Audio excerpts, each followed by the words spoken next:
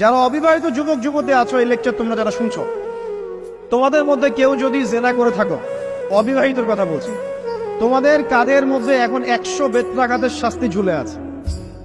সূরা নূরের 1 থেকে 3 নম্বর আয়াত পড়ে দেখবে, অবিবাহিত যুবক যুবতী যদি জেনা করে তাদের শাস্তি হচ্ছে 100 বেত্রাঘাত, তাও জনসমক্ষে, এবং এক বছরের জন্য নির্বাসন।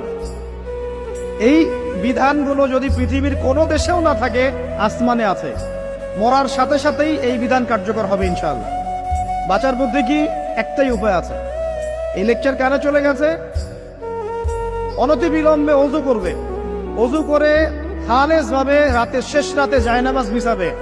জায়নামাজ বিছিয়ে আল্লাহর সামনে দাঁড়িয়ে 2 রাকাত নামাজ পড়বে। পড়ে নিজের পাপের কথা স্মরণ করে চোখ দিয়ে দরদর করে পানি ফেলে দিবে। আল্লাহকে সেজদায় গিয়ে বলবে, আল্লাহ আমি জেনা করেছি, আমাকে মাফ করে দাও। আমার এই পাপের কথা কেউ জানে না, তুমি জানো, মাফ করে দাও।